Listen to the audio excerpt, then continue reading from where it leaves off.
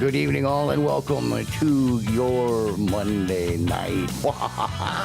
We're back. That's right, you might be thinking it's time for two walks in the park, but oh no. No, my friends, it is time for Avenger Pretenders. I'm the Redneck JT. I'm dragging the geek Mr. Sully along with me tonight. And today we get to dive back into the world of Marvel with season 3 of What If. Tonight we're going to be reviewing episodes 1 and 2. So do me a favor, grab whatever it is you want to drink, your favorite adult beverage or whatever it might be, something to munch on, sit back in that beanbag chair, relax, and enjoy the show because, Sully, it's all yours. Oh, wait, thank you, sir. Hopefully everybody can hear me, no problem. Hello, everybody, and welcome to Avenger Pretenders. Yes, we're going down the path of Marvel once again. Yay! Because, holy crap, we got more shows to do. And it's gonna come quick, that's for sure. That's why we took last week off. Want to say hi to everybody via the wonderful purple app Twitch, as well as Kick, D-Live, Facebook, YouTube, and of course, TikTok. Yeah, I'm live on TikTok. Want to say hi to that guy, Bob, who we talk every now and then, but he's a good guy. He's a good guy. I want to say hi to my man, my buddy, Meg, Mad Jelly. She's watching via TikTok as well. Thank you guys for liking the live. I do appreciate it. And spoilers, What If has been done since Christmas? Right after Christmas, maybe, right before New Year's. So if you haven't watched season 3 yet, 1, what is taking you so long? 2, good luck, folks, because you're on your own. Yes, and we're going to get right down to the nitty gritty because, well, we have to. We got to do 2 episodes in an hour.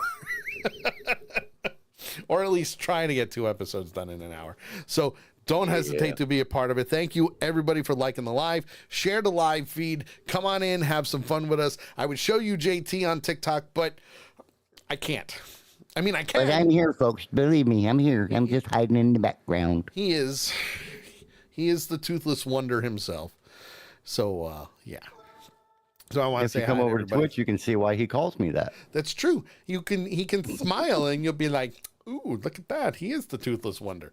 So we're just really here to help you forget about life for a while and bring you back into the Marvel Cinematic Universe where we have this wonderful cluster called the multiverse. The multiverse saga is a cluster. Let's face it, it's a cluster. You know, I mean, I can't go wrong with saying that. It's a huge cluster. Are you adding the fladoodle on the end of that or no? The flying fladoodle? Right. Yeah, we could if we're gonna go and keep things more PG related. It's a flying cluster fladoodle. There you go.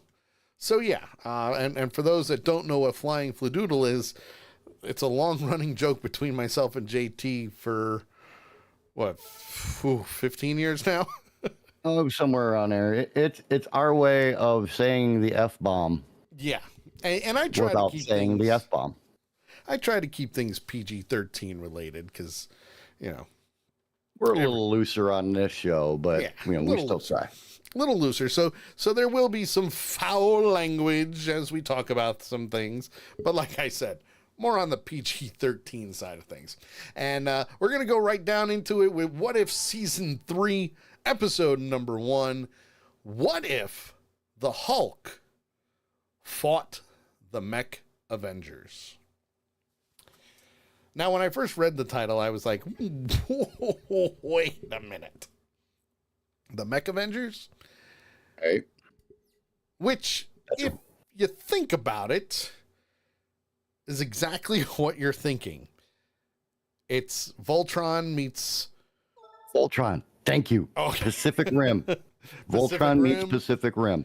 Pacific Rim, Voltron, Power Rangers, Transformers, anything that you think has big mechanical robots, that can transform and connect together, Voltron would be the way to go. For all you millennials, Voltron would be the most adaptive for this episode. Yeah, for the millennials out there, definitely Power Rangers. When I was trying to think of what the name was, I started to say Thundercats, but I'm like, no, that's not right. Well, no, Thundercats not right. Yeah. No. I was in the right era, just not the right cartoon. True, very true. Want to say hi to Tammy and let's see, Sandy Surf, William, hello.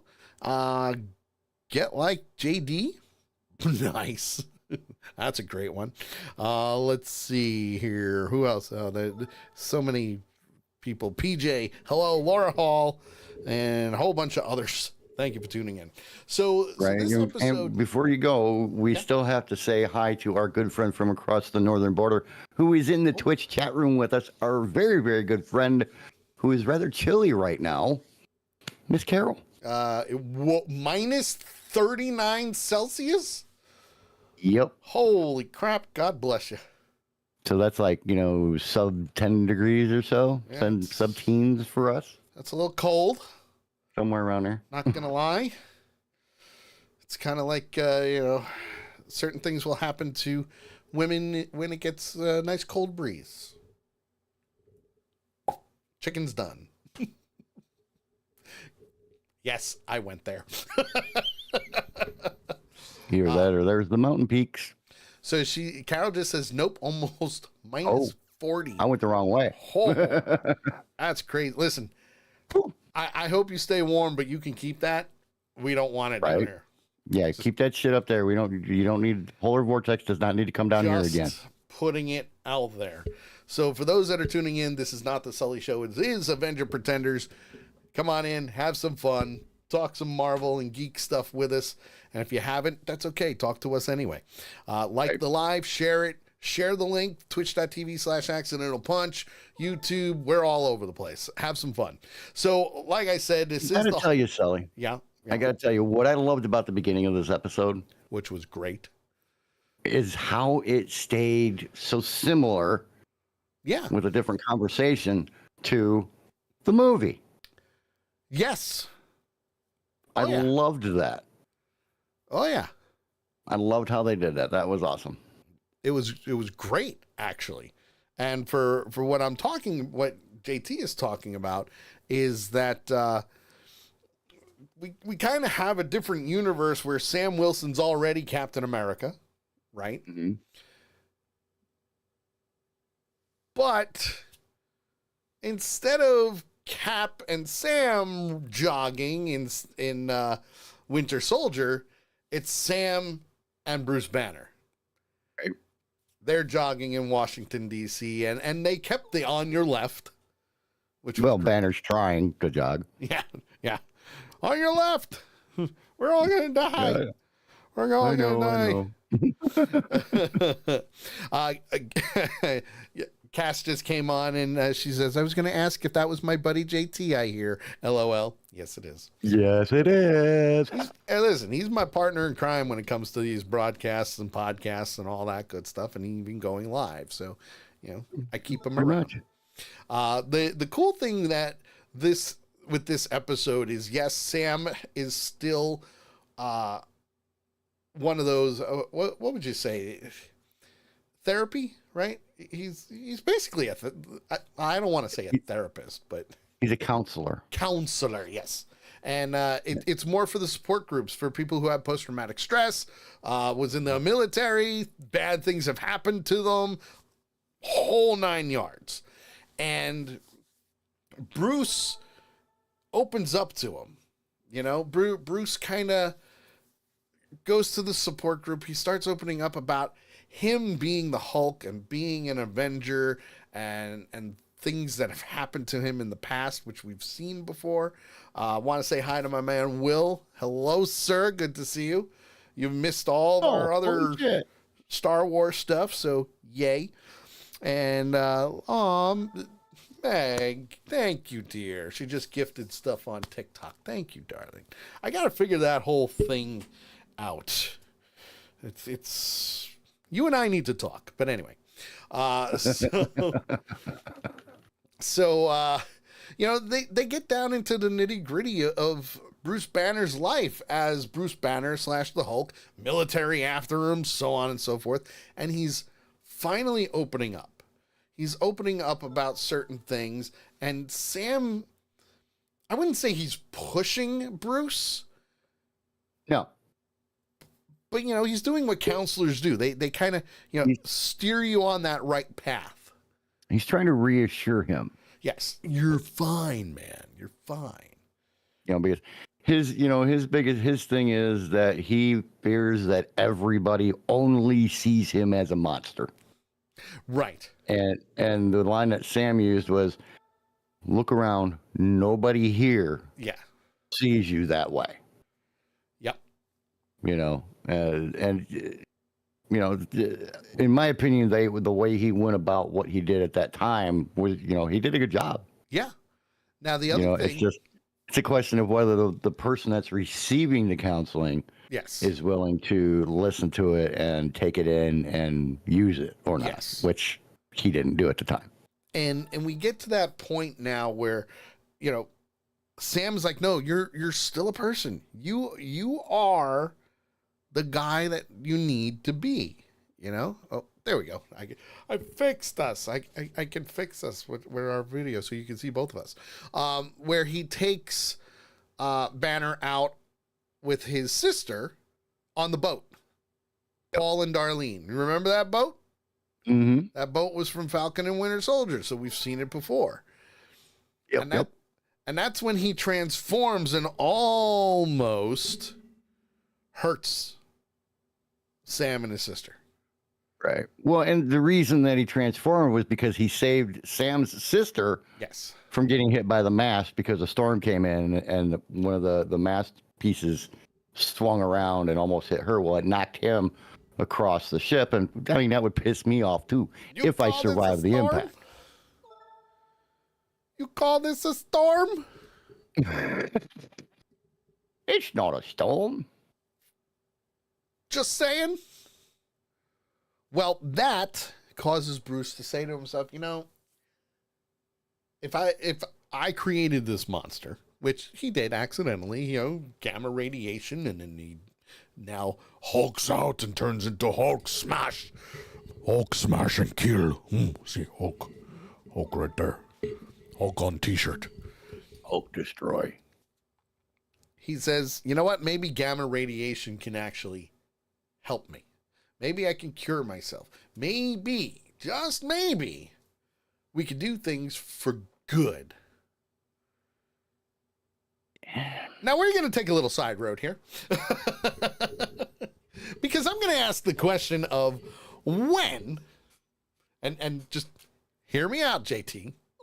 When has it ever been in any type of movie or TV show been a good idea to experiment with the very thing that either A, gave you superpowers, B, hurt you in any way, or C, you're trying to figure out the answers to the universe, ever turned out good? Ever. Yeah, and I'm with you 1,000% on that. What got me was that Banner is an extremely smart individual. Yes, he has 7 PhDs. Yeah, he is as smart, if not maybe smarter, than Stark. Yeah, give or take. So, I mean, depending on what area you're talking about. Give or take. Will says no. But what got me is how flawed that line of thinking is, and that he actually went down that road. I mean, that's like saying, hey, somebody's got pneumonia. Let's give them more pneumonia and see if that helps cancel it out.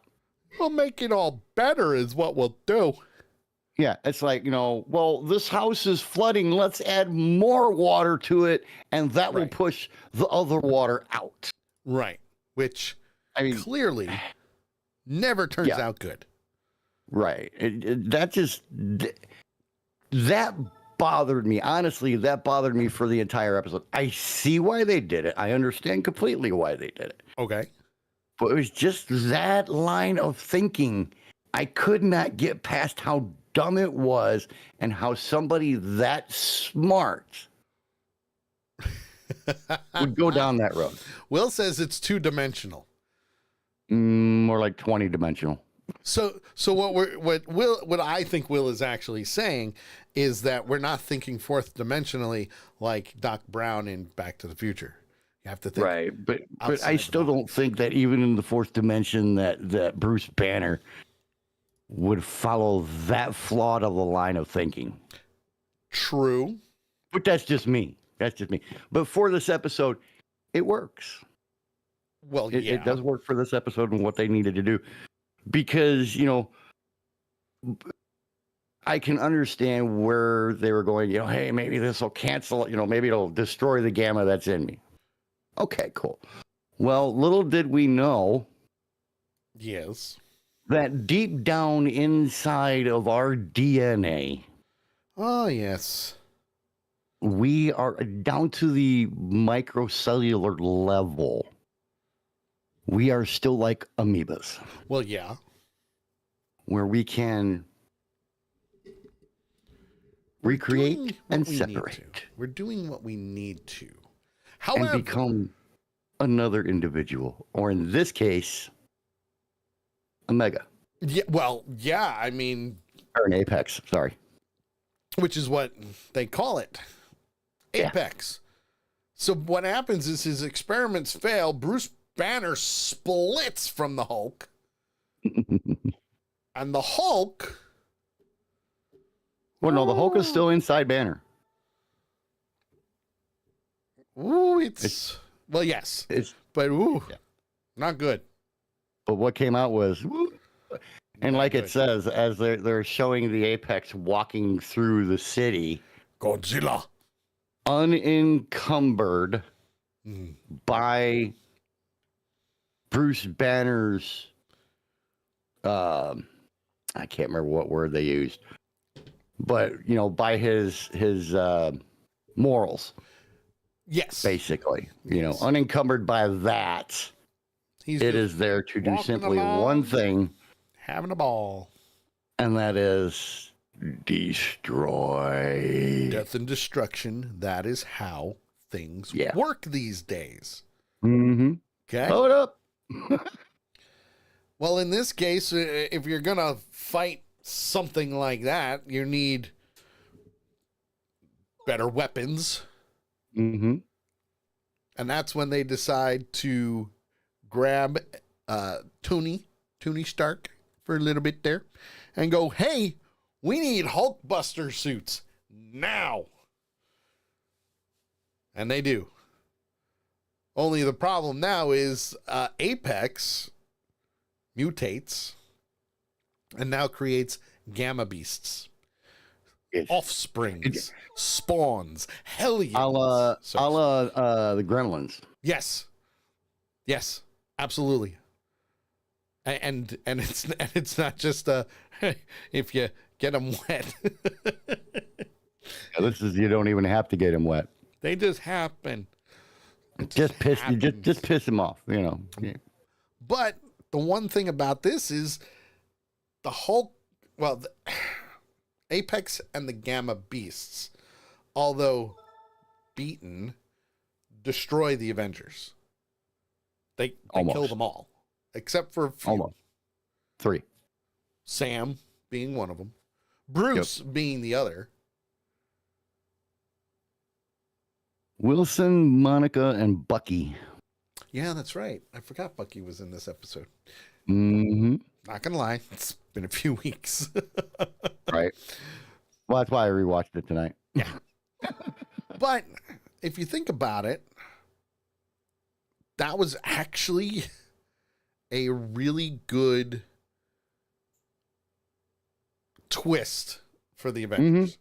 You Yeah, know? I mean, the one thing you wouldn't think is that the Avengers could lose, but Well, we've seen Thor that got happen. taken out, Iron Man got taken out. Oh yeah, You know, all the time. amazing. So from there, you know, since this whole war and battle has gone on, aside from Wilson, Rambo, and Barnes, well, now we've got a couple of other people coming in the way. We've got Red Guardian. He's in this. I love him. He is hilarious. Yeah, Melina, Nakia, Shang-Chi, and Moon Knight. And they're all over. They're all doing recon and keeping up with everything and making sure the original Apex, you know, is staying at bay. Not so much. Yeah, they thought he was dead, but no, he was just in hiding. We're getting some weird vibes here. And Rambo flat out says, all right, we're in over our heads. We need Bruce on this because how are we going to figure this out? How are we going to beat him? Well, if it comes to the Hulk, and this is not just comics, this is the film, TV shows. I mean, even the original Bill Bixby TV show, you can see Bruce Banner has always wanted to separate himself from the Hulk. The Hulk did not define who he was. The Hulk was a mindless beast, and it's a sore subject no matter what. Right. But as Wilson, being the voice of reason, Captain America, and all that good stuff, says, yeah, don't waste your breath. It's pointless. We can beat them. We can do this without him. We beat him before. We can beat him again. Yeah. But Monica Rambeau is like, I'm going to go talk to him anyway because I don't give a shit. Pretty much. There's only one person who can end it, and it's him. He knows these creatures. He understands gamma radiation. Let's go do what we need to. Well, while that's all happening, Wilson and Rambo arrive in the Arctic, and whoa. It hits the fan. I think this happened to be more than a Gremlins thing. I think this was Gremlins with the prestige and mass cloning all in one.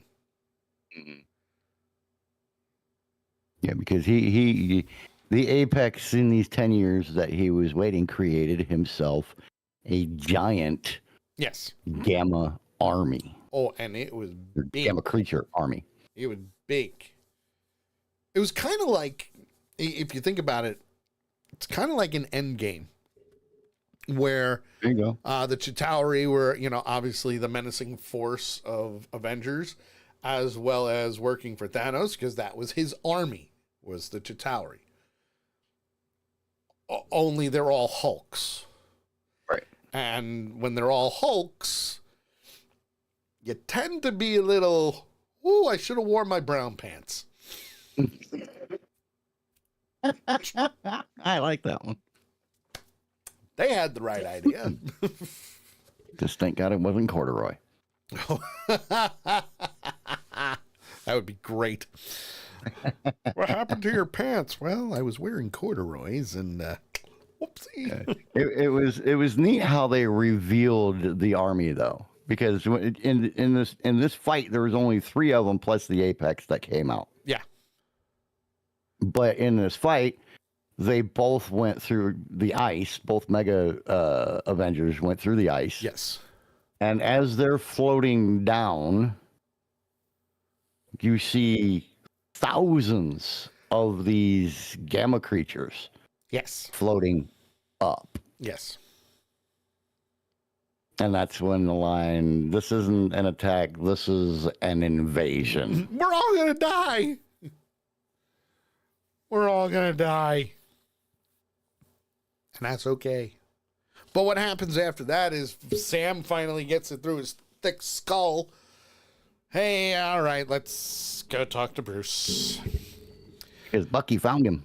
Bruce is going to know a thing or two here, and we're going to go talk to him. That's what's going to happen. As Will put it, he got out of his slumber. Yep. This is going to hurt. Yeah, absolutely, because A little bit. it's going to. And Wilson goes to Apex Islands, where Banner is in seclusion. He's got his own little lab there, his own house. He's in seclusion. He's away from everything. He can't hurt anybody. He can't turn into the Hulk and demolish things. He can still turn into the Hulk, but, you know, he's in an area where there wouldn't be a reason for that to happen. Yeah, very isolated. Very, very Even though isolated. he is living right by a nuclear bomb. Well, there's a reason for that, most likely. I mean, it's not going to do much to him, but it could probably help power the Hulk big time. I like to think of it as blowing a nuclear bomb up next to Godzilla. What's it going to do? Supercharge. Right. I really don't think a nuclear bomb is going to hurt the Hulk at all. Well, seeing how he's made up of gamma radiation and a nuclear bomb is mostly gamma radiation, yeah, no. It's going to help. So It's going to but help. yeah, I mean, still, you're living by a nuclear bomb, that just seems kind of weird. But hey, it works for him. Yeah. Well, Bruce goes on to tell Wilson that he can't help. They need, what was it? A special plug-in. A special They plug-in. need an interface. Need something special. I'm hitting the wrong buttons. It's been a while since we did Avenger Pretenders, so my layout is a little weird.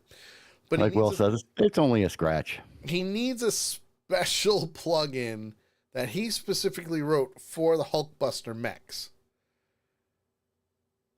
And he says it's called the Mighty Avenger Protocol. Now, to me, I thought that was a little bit of a cop-out.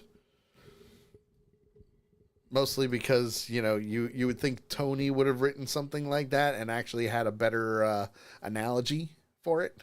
No, but when he reveals why he made this interface, it makes sense. Which would be?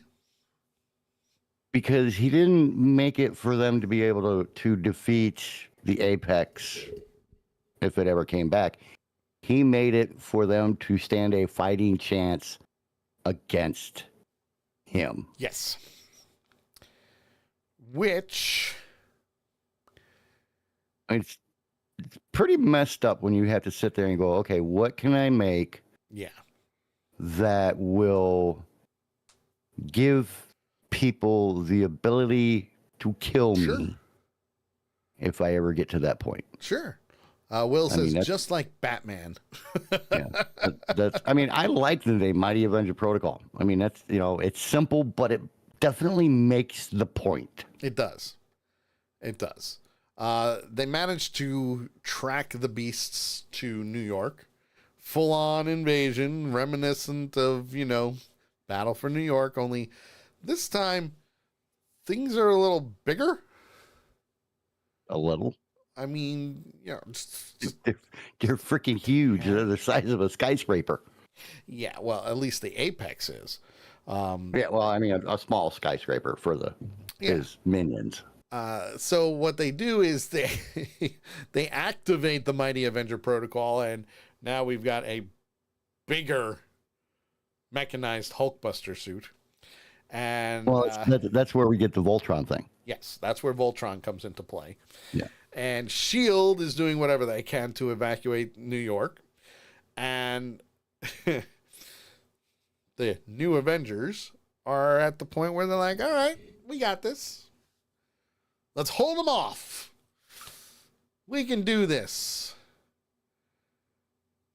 Now, correct me if I'm wrong. I'm pretty sure I'm right on this. But didn't they show a shot of the Apex walking and like 90% of New York was just rubble? The area that they were in there, yeah. Yeah. Well. Yeah, because it had gotten destroyed before he came up when they were fighting the first wave, as they put it. it was a little rough. Not gonna lie. You shall not pass. Nice one, Will. Shall not pass. That's When Lord they- of the when Rings, they- sir. When they activated the Mighty Avenger, though, That was pretty cool. I was like, holy shit. That's a big. That thing's got some freaking firepower. I mean, there had to be hundreds Oh yeah. of guns. I don't know what you would call them, but there were Lasers. hundreds of guns that were firing out of the front, out of the sides, out of the back of this thing. Yeah. And it was just wasting gamma creatures. I feel bad for everyone Laying them on out. TikTok. They just saw me yawn. Sorry, guys. I'm not bored. Trust me. I'm not. He's a little tired. He had a hard day. It was a long day for sure. But once they activated the Mighty Avenger, and man, was this thing freaking huge. They're going on, taking on the beasts, and the Apex says, "You know what? Screw you. I'll show you. Right. I'll show you." So they decide to attack it. And not only does it just sit there and take the hits, but then it unleashes a gamma wave that basically knocks the Mighty Avenger down. I mean, it's freaking shorted out and everything. Knocks him way back. You see him sliding like he's sliding into home plate. Put on his back. Remember, you know. have you seen Hot Shots? Probably. Okay. In Hot Shots, there was a scene where his partner and co-pilot, it was like making fun of Goose in Top Gun. Only, Okay. he landed. Everything was fine. Cuts, bruises, whatever. Then he gets hit by an ambulance. And he goes, "Wendy, I can kinda like fly." that. That's basically what happened to the Mighty Avenger. Wendy, I Yeah, can pretty fly. much. Whee! Gone. Knocks all their systems out. Most of the systems are in critical Yes. levels, and Just gone. so the two hatches pop on the sides, and We're here. Sam and what's her name? Rambo. Monica Rambo. Yeah, Rambo. Captain Marvel. They will pop their heads out. Yeah. Like, oh shit, what are we gonna do now? Captain Marvel Part 2. Or Part 3. And Rambo goes, Sam, there's something in the sky. It's a bird. It's a plane. Which actually it was. It was a plane. Which Sam's like, what? There's no more mech beasts out there. Well, Because there is now. That's not what it is. It's something else. Yeah. So now we see a plane coming by, and oh, by the way, it's a bomber jet with Bruce Banner on it. Not only is he in it. flying the plane, but he has the atomic bomb that he had at his lab on the island ready to use. Well, and he's inside of it. Yes. Got the plane on autopilot, and he's inside. He's inside. And, Sam's doing his thing. No, don't do this. There's not to be another way. Come on, you can. No. Bruce flat out says, no, this is the only way. Yep. It's the only way. The neatest thing, and they had a neat little quick conversation in this point, but the thing I like the most Yep. was when Bruce goes, for the first time in my life, I'm not afraid. Yeah. Oh, yeah. And he You know, wasn't. and that's a big statement to make, especially from Bruce Banner, who has lived 3/4 of his life in a constant state of fear Oh, yeah. of himself. Give or take. Yeah. Well, this situation from when they were talking on the island to now, Bruce really, it hit Bruce. Like, no, you're right. This needs to happen. And Sam flat out says, listen, if you do this, there's no coming back from this. Yeah, there may be no coming back.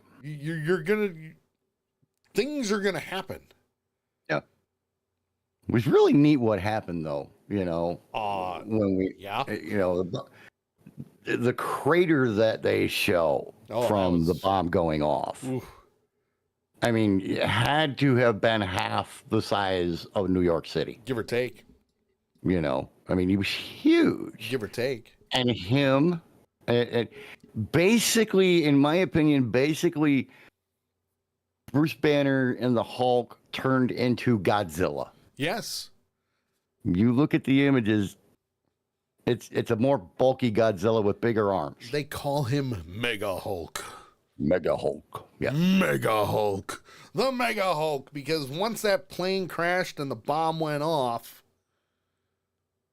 the Hulk absorbed all of that radiation. Well, technically, Will, he dropped himself Well, yes. out of a freaking plane. Plane still crashed, though. But the thing with it is the Hulk was just like the Grinch. You know how the Grinch's heart grew 3 sizes that day?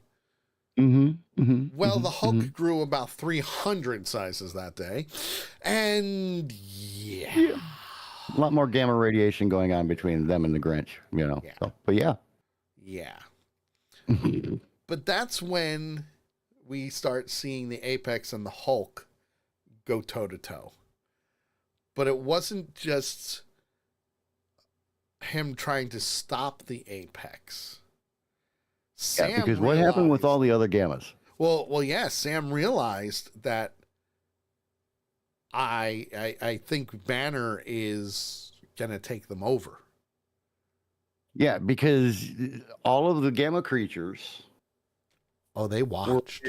They were surrounding this crater where the Apex and Mega Hulk were fighting, and they were just watching. Yep. And that's when Sam realizes that Banner's plan wasn't just to kill the Apex. We need to flush them out. Oh, is your cat attacking you? No, she was doing on a damn light. Get out of here. National Lampoon's Christmas Vacation coming right to you, folks, live here on Accidental Punch TV. Right. But it was to because just if you think of how to train your dragon, right? Yes.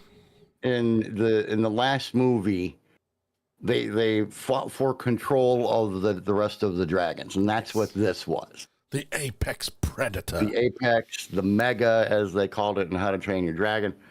And everybody, all the other gammas bowed down to the boss, just like out in the jungle and everything else, with lions and tigers, all the prides and all that shit.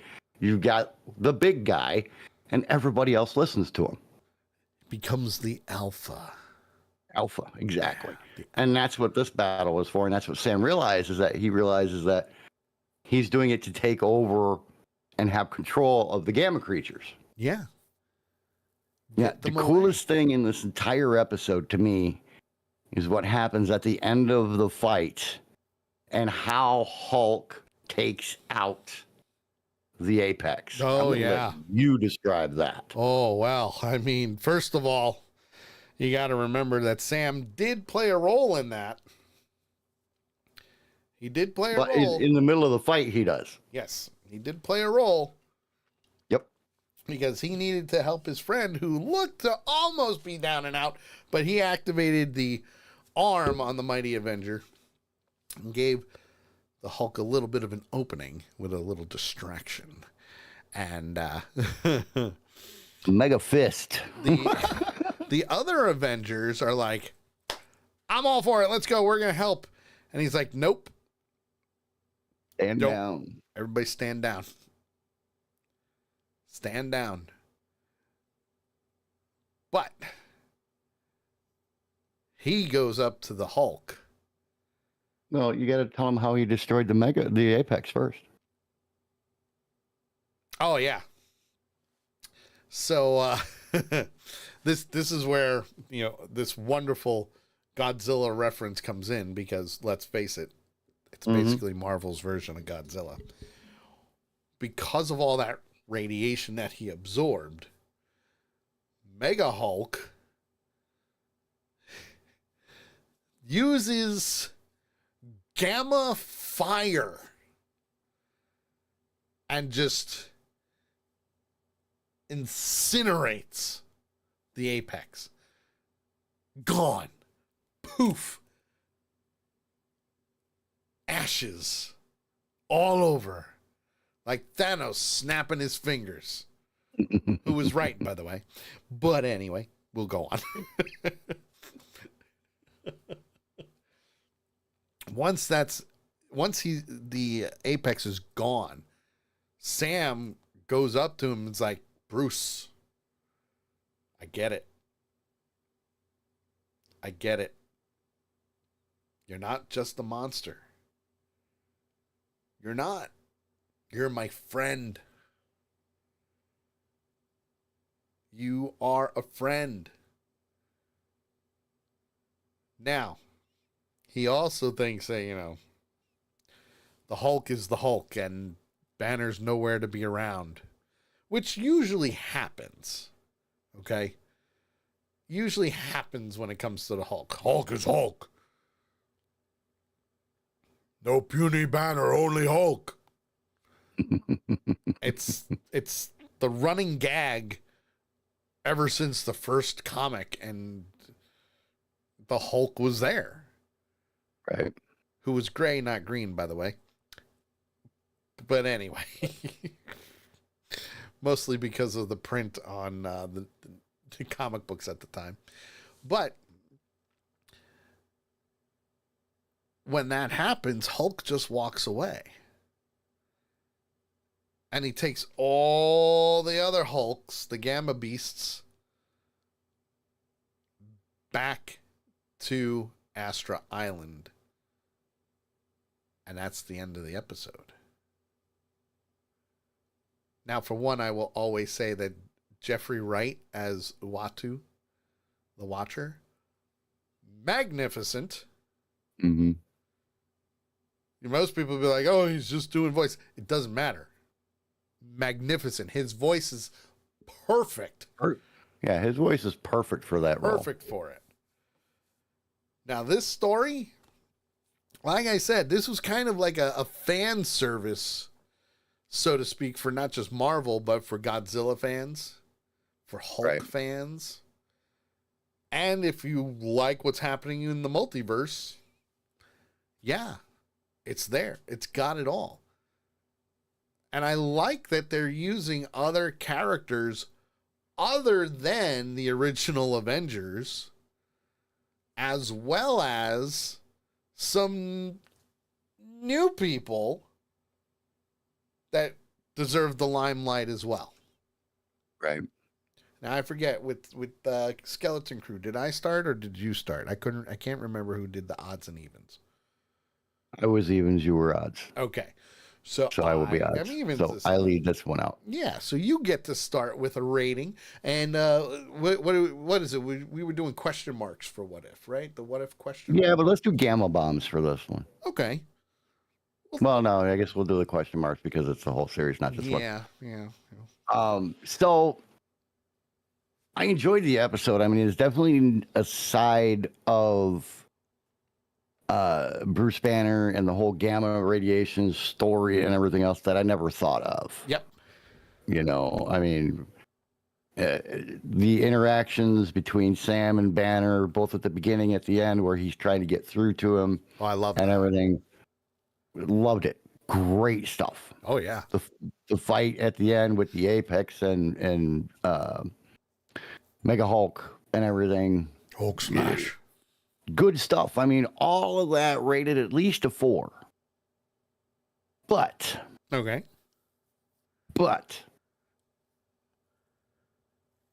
I had one problem, and it was a big problem. Oh. What's the problem? I cannot get beyond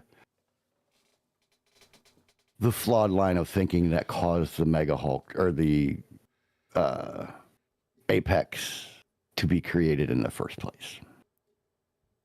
I'm Ooh. sorry, but I don't care what universe you're in. Bruce Banner is not that freaking stupid. And I just can't get past it. Yeah, true. Want to say hi to Ashley. She just chimed in on TikTok. Hello, darling. How are you? Great to have you with us. But yeah, that is a huge speed bump for me. And it's not just a speed bump. It is a wall. Okay. I can see that. Take that part out, you would have at least a 4, if not a 4.25 rating. Ah, I see we're going downhill. But this is so much of a speed bump. Yeah. For me, it actually takes it down to a 3.25 rating. Ooh. Yikes. Like I said, I cannot get past Banner falling for that flawed of a line of thinking with all the PhDs and everything that he has.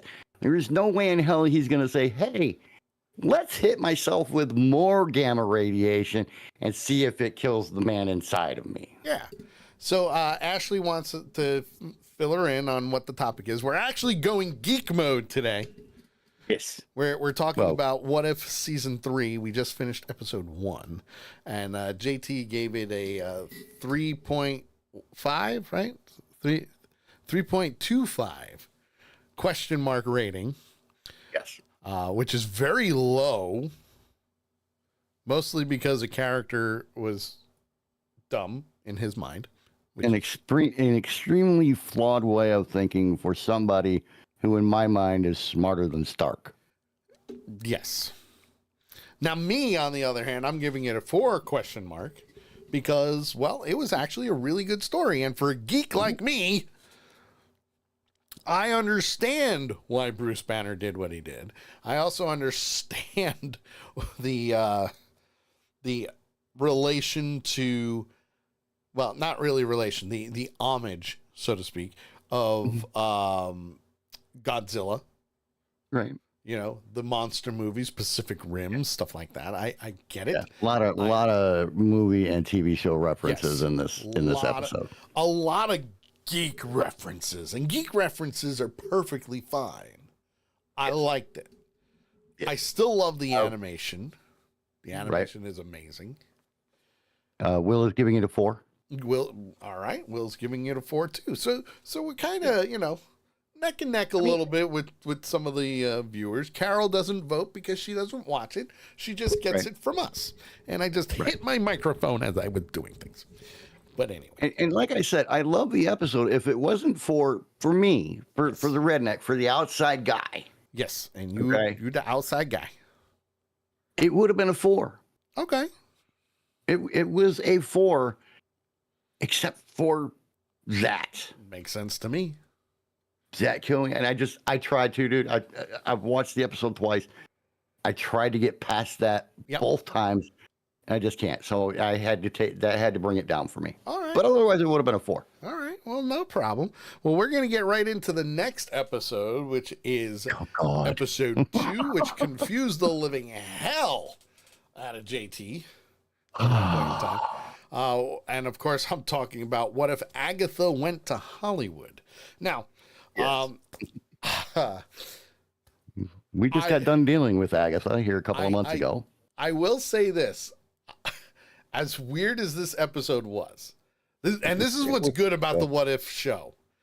You can do pretty much whatever you want. Doesn't matter. And people are either going to like it or they're going to hate it. Right. In this case, with Agatha, I actually really liked this episode. I did too. I'm right with you on that one. And the beginning was weird as hell. One of the reasons that I liked the episode was the mere fact that in this multiverse timeline, Agatha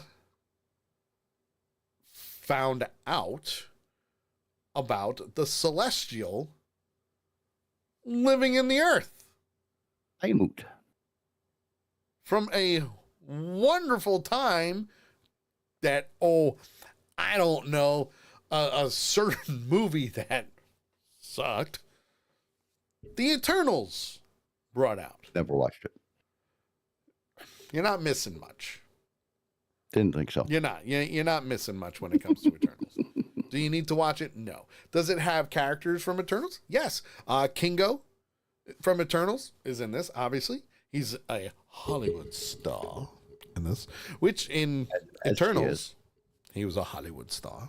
And Howard Stark is actually a producer in Hollywood. Not just a producer. He is a mega producer. Yes, I stand corrected. The mega producer.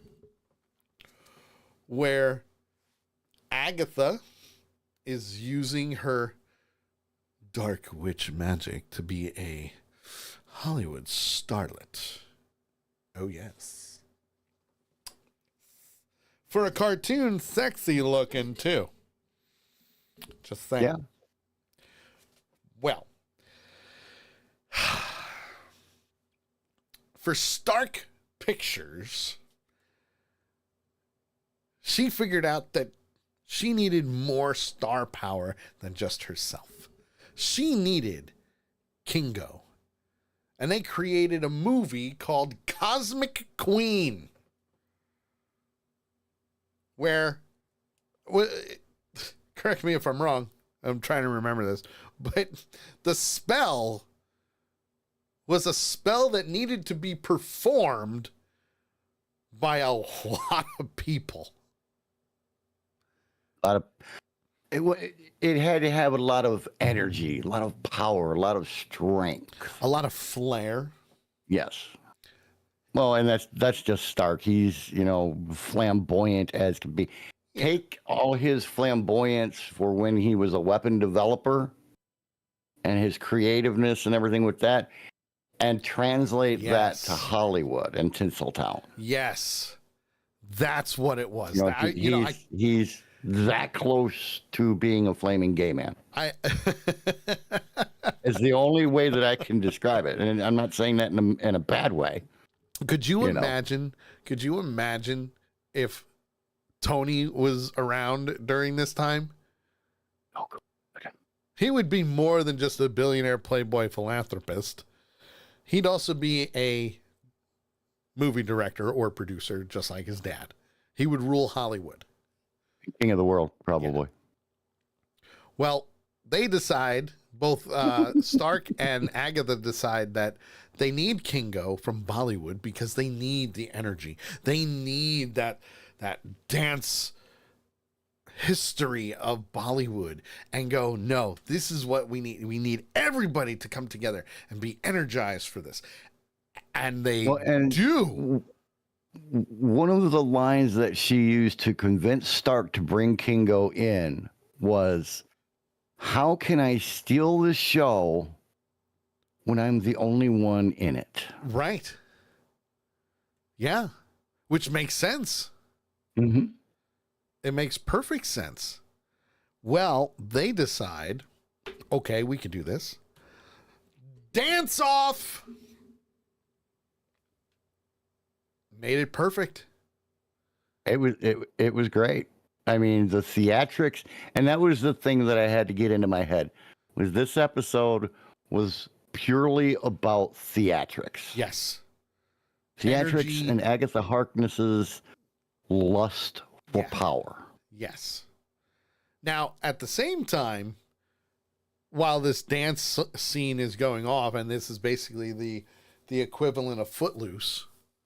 Right. Because let's face it, Footloose has already been referenced in the Marvel Cinematic Universe on multiple occasions. According to Star-Lord, it is the greatest movie ever made. And according to Peter, never was. But while they're doing this dance-off, Stark has no idea what's going on. He has no clue. No, he has no clue what's going on right now. Maybe not the full context of it, but he reveals later about that. Anyway, but continue. While they're dancing, while both sides are dancing and having a joyous good time, Harkness flat out tells Kingo that he was the last missing piece that she was waiting for. And Kingo goes, I know about your secret. I know what you're trying to do. And I'm here to stop you. And I'm here to stop you. Yeah, absolutely. I love that. Absolutely. Which, if you think about it, also goes back to the Eternals, because that's what they were trying to do also. Well, he's a celestial. Yeah. But at the same time, they were like, no, we need this. We need this to happen because the Eternals, they fell in love with Earth. Right. They did. They fell in love with Earth, folks. Earth is a great place. We are not alone in this universe, but it is a great place. So, Kingo says, all right, well, I'm going to stop you. I'm going to stop you, and I'm going to, do what we need to do. And the two of them start battling each other. My favorite part of the episode, and in my opinion, the greatest part of this episode. Yep.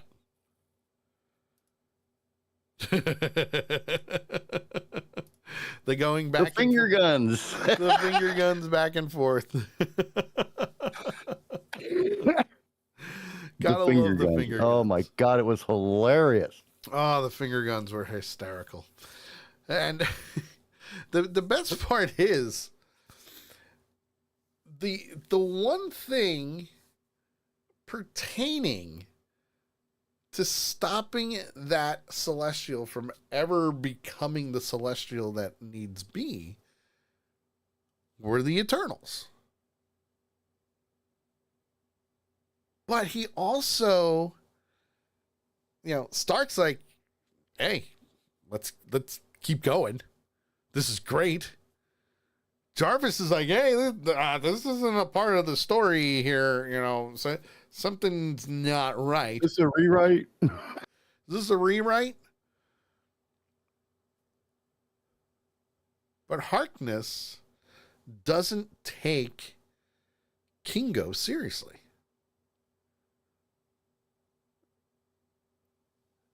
But that's when she goes, and oh, by the way,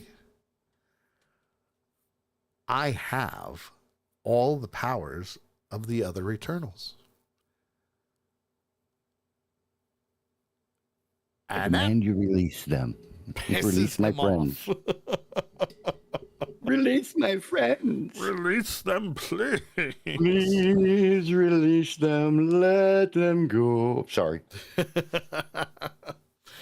Well, while that's happening, pretty good. Stark thinks this is all special effects and having a great time with this. He's filming everywhere. And once they're done, and right before Agatha hits that final blow, Stark's like, yay! This is great! You two are amazing. The chemistry between the two of you, so awesome.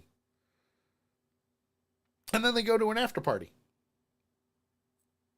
Well, and the thing of it is during this whole thing, while Stark is doing the director who's freaking out because the shit that's being done is so good. Yep. Well, no, I'm sorry. Everybody goes off to the after party. Yep. They finish the dance scene, and then everybody goes off to the after party, and Harkness and Kingo stay and have a conversation. And in this conversation, Agatha manages to get Kingo to betray, I guess you would say, his boss. Yes. Airsham, I think was his name. It's the thing with the three sets of eyes. Airsham the judge. But what she used to get him to turn his back on him is pitiful. Yes. It's a 3-movie deal. Oh. Yeah. You know, I mean, come on. But you got to remember, with the way Kingo is, okay? Kingo, he wants that movie deal. Because he wants to be a famous actor. You know? He's transitioning from Bollywood to Hollywood. So, which is keeps in tune to what happened with his character in Eternals. Okay? So, that's a good thing. Now, Kingo obviously seals the deal. Hey, this is magical. Thanks. This is great. But Arishem decides, you know, I'm going to go there and punish you all. You're all in for it. I'm going to do what I need to do. Right. But that's when Kingo goes, you know, Agatha, just so you know, we can't stop him unless we have the power of a celestial. But that's when she goes, I got you. Don't worry. And I like what Arishem said. Yeah. Because he's like, you have chosen your side. Now you will die. Yes. Right beside them. Yes. Yes. And he was addressing Kingo directly. Oh, yeah. Oh, he certainly was. And rightfully so. Because, yeah. Yeah. And that's crazy. But then they go back to the after party and they flat out tell Howard, all right, we're ready to film the third act. We're ready. Get it set. Let's do this. Now, Jarvis, being Jarvis, and again, this is nothing against Jarvis. Jarvis says, you know, because of all your rewrites, we got to break the set down. And that's when she goes, well, the painting is necessary. It could be a problem, but what if we do it at the Griffith Observatory? Yeah. That could work. That could fit our plans. That can do what we need to do. And Stark's like, let's do it. And he decides to buy the whole place. He's not just buy the whole place, you know, because Jarvis is like, well, and how do you expect me to get like permissions from the city to do all this in the middle of the night? Yeah, how fast can we do this? Yeah. So he's like, good, for something this big, I'll buy the observatory. Let's do it. Let's do it. Well, at the same time, Kingo says, why don't we take the Domo, which is their ship, by the way, for those that don't know, and, you know, we can use that to get there. I'm an Eternal. Let's do this. Stark's like, oh, okay, well, I knew that. I also know Agatha's a witch. So let's do it. I'm down. I love this plan. Let's kick butt. And they do. They go to film the third act. And boy, is it a third act indeed. Because Jarvis helps Agatha with all the runes in the observatory. You need those. She needs them for the spell. Put it this way, Cosmic Queen was not just the name of a movie. No, it was a nice little ploy, though. Nice little ploy. Mm-hmm. Yes. And that's when they spot Arishem on his way to Earth. Now, to put it into perspective for people, if you've never seen what a Celestial is in the Marvel Cinematic Universe, you've never watched the Eternals, that's okay. We gotcha. A Celestial is a very, very, very large being. Yes. So large, in fact, that... Like 3,000 times the size of Earth. Yeah. Yeah. Well, just look at Nowhere. Okay. Nowhere is the head of a Celestial. Where, obviously, people live there now. They sell stuff to Guardians of the Galaxy's bases there, so on and so forth. In Eternals, and they still haven't really answered this in the MCU. They've kind of just pushed it off to the side. There's now currently a hand sticking out of the ocean in the MCU. And some of the Celestial's head. Because the Celestial was born in Earth's core. Well, as you can see, I just gave JT news that he has never heard of before. Yeah, no, and that's okay. Never heard of it. Okay. The most known Celestial in Marvel, it would be Galactus, the Devourer of Worlds. Huge. Yep. But that's when, excuse me, I'm dying. That's when Harkness decides, you know what? I'm going to absorb and siphon Tiamat's power. Therefore, becoming a Celestial herself. Right. Now, for most of what we've seen in the past with WandaVision and Agatha all along, Agatha is always out for herself. Me, myself, and I. More power. More power. More power indeed. And because she absorbed this, that got the attention of Arishem. And he flat out says to her, "You're a heretic. How dare you? How dare you take on my power? You shall be judged as such." Yes. And to be honest, he almost had her. Mm-hmm. He overpowered her big time. I do have to put a slight pause on here because you did miss a big part. Did I? Or a big thing that happened. Oh, the same. Please add away.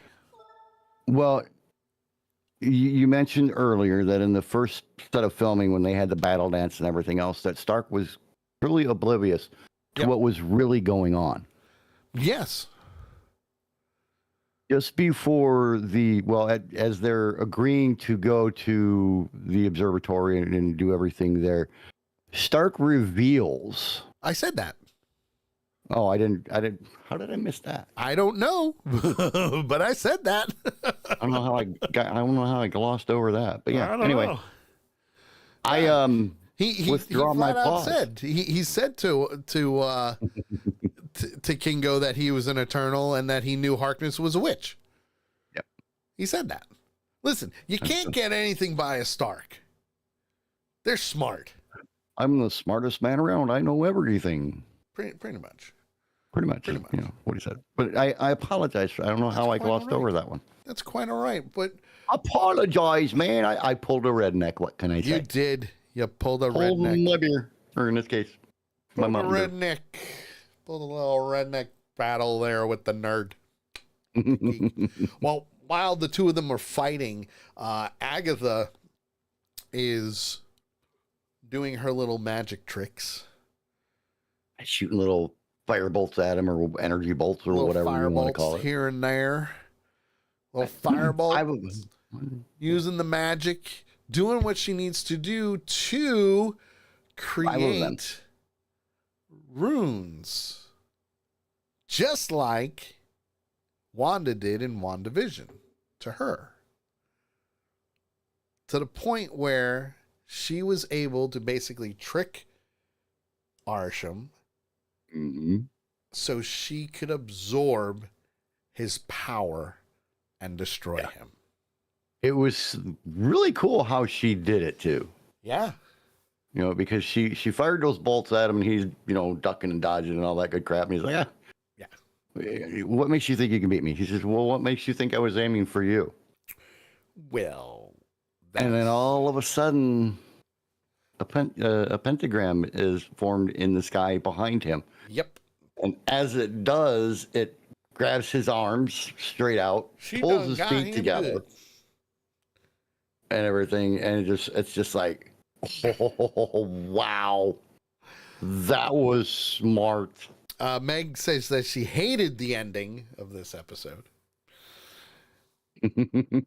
I can see why. I can see why. I can see why also, but you know, we'll also get into that a little bit because you know, while she destroys Arsham, and she reveals that, you know, she was going to stop the emergence was false. It was fake. Yeah. She was going to do it anyway. Just played a role to get what she wanted. Again. Yeah. She was going to basically, you know, rule the world is what she wanted to do. But Kingo kind of steps in a little bit here. This is pretty freaking smart on his part. Especially for Kingo. And don't get me wrong, you know, Kingo is Kingo. All right? But sometimes his decisions are not the greatest. Well, and he's only been an Eternal for 1,000 years. Come on, he's a young one. Yeah. Well, you know, still kind of up here, you know. Well, he decides he's going to try and get through to her. Mostly because Jarvis suggested it. Mm-hmm. And he says, you know, you ruling the world with fear. You would do it with fear. Mm-hmm. But that's not you. And you know, at some point in time, she actually ignores him. Oh, right there. She ignored him. And he goes on to say, why don't you use your magic for the movies? You've already had the one power that you've needed all along to rule the world. Yeah. That got her attention. You can do this. You know? And he even went out on the limb saying, listen, you can make some great changes in this world with your movies and your films and all that. And that kind of gets her, all right, tell me more. You can change the world and make everyone adore her for who she is, not for what she has. Right. But they can change the world together instead of solo. So precious. So precious. So such a touching moment is what it was. It was such a touching moment that made people go, "Oh, isn't that special?" Oh wait, I didn't do that. Special. Isn't that special? Isn't that special? Isn't that special? Well, from there we get to the red carpet event for Cosmic Queen. Whole new poster of Agatha up in the stars. And Stark says, listen, I'm going to quit the weapon business and focus mainly on filmmaking. Harkness and Kingo are like, well, we want to change the world.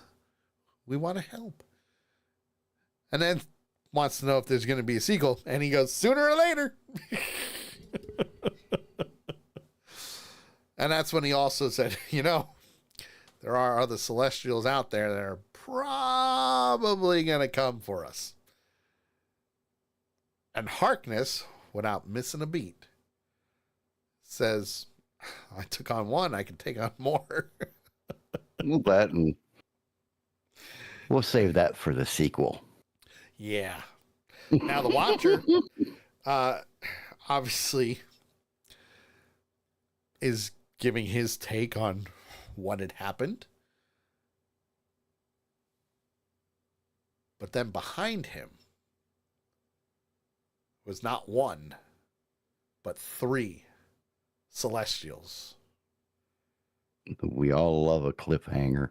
Ooh. Now, the problem with the cliffhanger is that this was the last season. Well, they got to put it in there somewhere then. So, yeah. Well, think about it. I mean, it's the multiverse, so anything can happen. Mm-hmm. Anything can happen. I mean, we. I think that would be a hell of a showdown if they do it right. We could see a whole bunch of different things going on because this is the multiverse. Mm-hmm. And by the way, the multiverse saga is almost coming to a close. Only 6 more episodes to go. Well, not just that, but the movies. We're in phase 5 now. We're going to be heading into phase 6 soon. This is all just phase 5. It's crazy.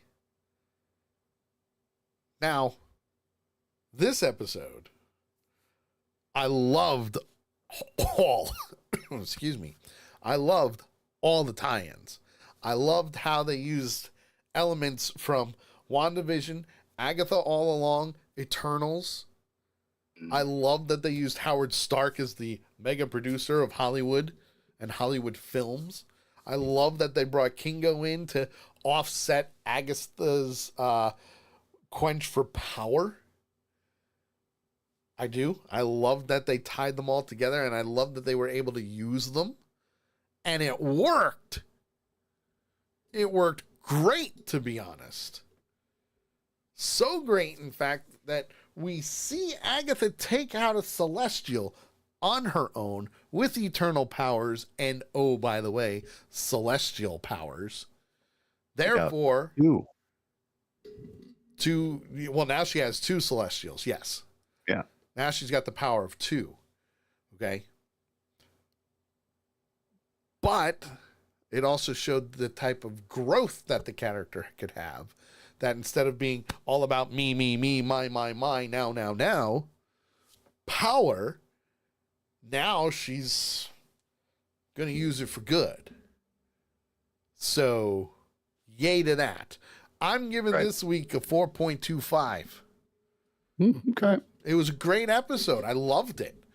The action was there. Yes, there was a little ties to Bollywood, which is perfectly fine. I loved it. The dance scene was reminiscent of Footloose. That's really what it was. Footloose. Right. Loved it. 4.25 question marks. And I mean, for me, it was a great episode overall. It was, wasn't it? But at the beginning of the episode, you can ask, hey, I'm sitting there going, what in the hell is this? What is going on here? But as it went on, and more was explained, yes, I was like, okay, now I understand. And it worked out. But at the beginning, I was like, what? Okay, we're getting into WandaVision territory here. Dun, dun, dun. You know. But it worked.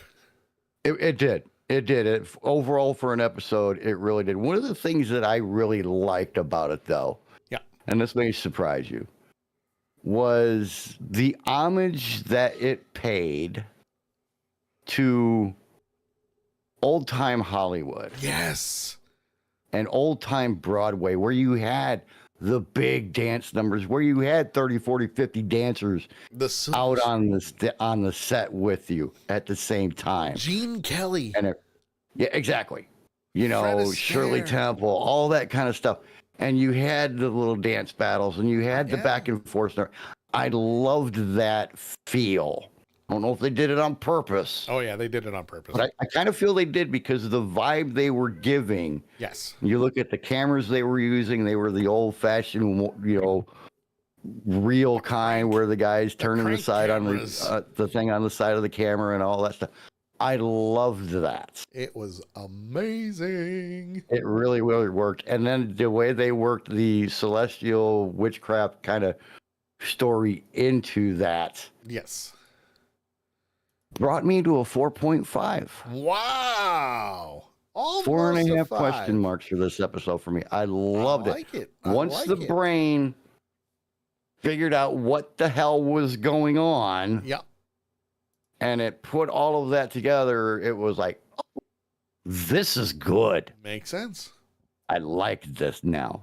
I didn't at first, but now I do. So it almost did an episode 1 on me. But it recovered. Oh, it recovered big time strong. For you to give it that. 4.5. Yeah. I like it. Yeah, it recovered strong. I like it. I like it.